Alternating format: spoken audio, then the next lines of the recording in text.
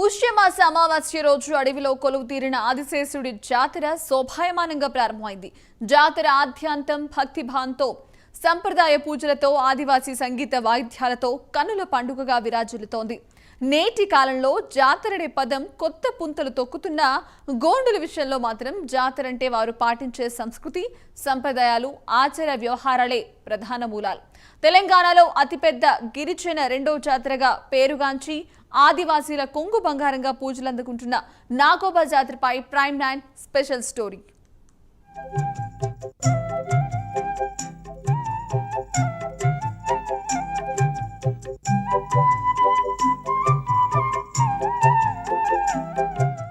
అడవుల తల్లి ఆదిలాబాద్లో జరిగే నాగోబా జాతరకు ఎంతో విశిష్టత ఉంది. తరతరాలుగా అనాదిగా వస్తున్న ఆచారం ప్రకారం గోండులు జరుపుకునే జాతరే ఈ నాగోబా జాతర. తాము నమ్మిన దైవమే తమని, తాముంటున్న అడవి తల్లిని రక్షిస్తుందనే అపార నమ్మకంతో అడవి బిడ్డలు ఆ దైవాన్ని శక్తివంచన లేకుండా పూజిస్తుంటారు. తమ దేవతలు అనుగ్రహం పొందేందుకు పూజలు, పురస్కారాలు వీరి నిత్య జీవితంలో ఓ భాగం. ఆచార వ్యవహారాల్లో ఎక్కడా రాజీ పడకుండా ఆదిమ గిరిజన సాంప్రదాయాలను కాపాడుకుంటూ వస్తున్నారు గిరిపుత్రులు. దేశంలోని వివిధ రాష్ట్రాలకు చెందిన వేలాది మంది ఆదివాసీ ప్రజలు నాగోబా జాతరకు వస్తుంటారు. దశాబ్దాలుగా వస్తున్న సాంప్రదాయానికి సజీవ సాక్ష్యంగా నిలుస్తుంది నాగోబా జాతర.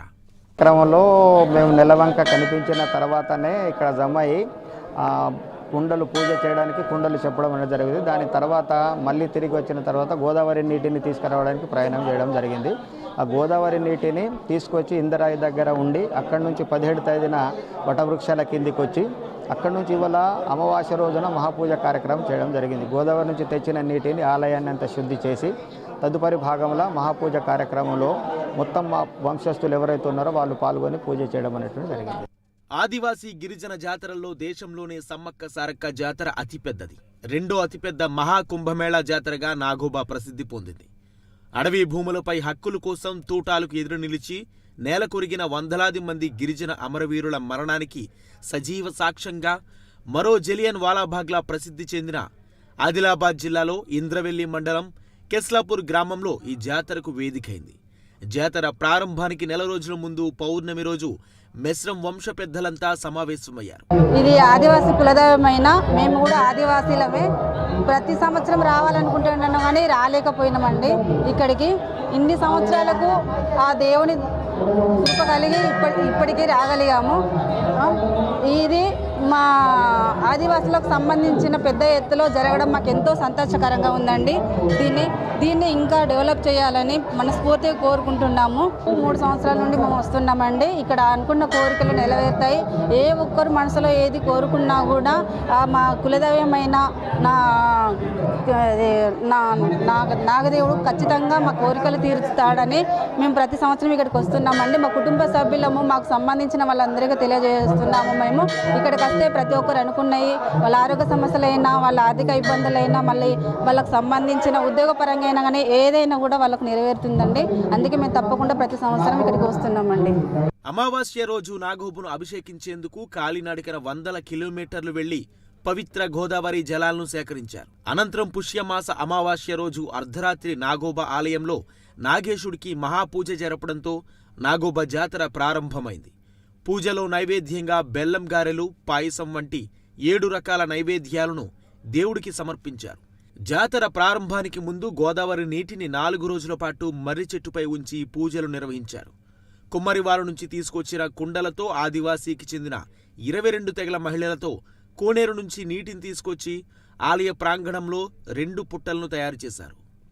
నాగదేవత మామూలు దేవత, చాలా పవర్ఫుల్ దేవత. నాగదేవత కాపాడే దేవత కదా. అటువంటి నాగోబా జాతరకు ఇలా నేను కూడా దర్శించుకునే అవకాశం నాకు రావడం నిజంగా పూర్వజన సుకృతంగా భావిస్తున్నాను. 5 రాష్ట్రాల నుంచి భక్తులు వస్తారు. ఆదివాసుల అతి పవిత్రమైన పండుగ. వేలాది మంది భక్తులు వస్తారు ఇక్కడికి. కానీ ఎక్కడన్నకైతే ఏర్పాట్లు ఏం కనబడతలేవన్నా? కనబడ్డాయి మీకు ఏర్పాట్లు? నిజామాబాద్ సమాజ్ దగ్గరికి పోయి ఆయన అంత్యక్రియలో పాల్గొనడానికి అని వాళ్ళ కుటుంబాన్ని పరామర్శించడానికి పోయే టైం రాష్ట్ర ముఖ్యమంత్రికి ఉంది. హైదరాబాద్లో సెలబ్రిటీలు పెద్ద పెద్ద చచ్చిపోతారు. ఆడిపోయి శవాలకు వాళ్ళకి అంతిమయాత్రలో పని తప్పు దాన్ని తప్పంటానే నేను.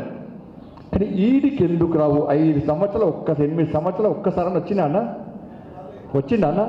రాడు రాడు రాడు. ఎందుకన్నా ఓట్లు వేస్తాం కదా మనం. మళ్ళీ వస్తాడు, ఆడికి వేడు జోడేఘాట్కు 100 కోట్లు ఇస్తాడు. ఇచ్చిండా అన్న? 100 కోట్లు ఇచ్చిండా అన్న? 20 కోట్లు 10 కోట్లు ఇచ్చిండు కదా. మళ్ళీ అట్టే ఇస్తాడు. మహాపూజ అనంతరం నిర్వహించే చేటింగ్ కార్యక్రమం ద్వారా వివిధ రాష్ట్రాల నుంచి పెళ్లయి కొత్తగా మిశ్రమ వంశంలోకి అడుగుపెట్టిన కొత్త కోడళ్లను తమ కులదైవానికి పరిచయం చేయించారు. కార్యక్రమానికి నవ వధువులంతా తెల్లని వస్త్రాలను ధరించి మర్రి చెట్టు నుంచి సాంప్రదాయ భాజా భజంత్రీలతో ఆలయం వద్దకొచ్చారు. ఆలయ ప్రధాన ద్వారం వద్ద సాంప్రదాయ పూజలు చేసి వారికి మొదటిసారి ఆలయ ప్రవేశం కల్పించారు. అక్కడ తొలిసారిగా నాగోబ దర్శనం చేయించి దేవతా విగ్రహం వద్ద వీరి చేత ప్రత్యేక పూజలు చేయించారు. అనంతరం ఆలయ ప్రాంగణంలో బస చేసి ఉన్న మిశ్రమ వంశ పెద్దలు కాళ్లకు నమస్కరించి వారిని పరిచయం చేశారు. దీంతో అప్పటి నుంచి వారు ఆ వంశం కోడలిగా గుర్తించబడి అన్ని హక్కులు పొందుతారు. బేటింగ్ జరగని తమ కోడలికి నాగోబ దర్శనం నిషేధమనే మిశ్రమ వంశస్థులు చెబుతున్నారు. జాతరలో ప్రధాన ఘట్టం మహాపూజ కాగా నాగోబ జాతరకే బేటింగ్ కార్యక్రమం ప్రతిసారి ఓ ప్రత్యేక ఆకర్షణగా నిలుస్తుంది. మిశ్రమ వంశస్థులు కోడళ్లు నాగోబాను దర్శించుకుంటేనే వారికి పరిపూర్ణత సంక్రమిస్తుందని గోండులు నమ్ముతారు.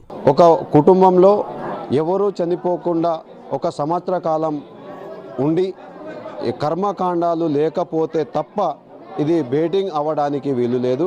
ఒకవేళ ఆ కుటుంబంలో ఎవరైనా చనిపోయి కర్మకాండం ఉంటే ఆ కొత్త కోడలు, ఆ సంవత్సరం పెళ్ళైన కోడలు ఇక్కడ దేవతకి చూడడానికి కూడా అక్కడ ఆస్కారం లేదు. దేవుడి మందిరంలో కూడా దర్శించడానికి అవకాశం లేదు. మా నియమ నిబంధనలు పాటిస్తూ ఈరోజు ఇక్కడ గాయకి పరివారం అనే కుటుంబంలో ఈ కొత్త కోడళ్ళ పరిచయ వేదిక దాదాపు 50 జోడీలు అంటే 100 మంది కొత్త కోడళ్ళు నాగోబా సన్నిధిలో నాగోబా దేవతకి ఇవాళ పరిచయ కార్యక్రమం అనేది జరుగుతుంది. ఇది ఆనవాయితీగా వస్తున్న సాంప్రదాయాన్ని, ఇది మిశ్రమ వంశుల ఆచార వ్యవహారాలుగా మేము భావిస్తున్నాం. ఇది మొదట ఇంద్రదేవి ఆలయం ద్వారా ఇంద్రవెల్లులో పూజలు చేసి అక్కడ గోవాడలో చేరుకొని ఈరోజు ఇక్కడ గోవాడ దగ్గర చేరుకున్నాం. గోవాడ దగ్గర చేసి మహాపూజ చేసినాం. మహాపూజ చేసిన అనంతరం ఎక్కడైతే కొత్త కోడళ్ళు తయారు చేసే విధి విధానాలు గోవాడలో చేసి అక్కడ కొత్త వస్త్రాలను, తెల్లటి వస్త్రాలను ధరించి అక్కడ కూడా బొట్టు కానీ గాజులు కానీ ఎటువంటి ఆభరణాలు లేకుండా చేసి తయారు చేసి అవిటిని నైవేద్యాలు అక్కడ సమర్పించి అక్కడికి వెళ్ళి గోవాడికి వెళ్ళి మహాపూజ మందిరంకి తీసుకురావడం జరుగుతుంది.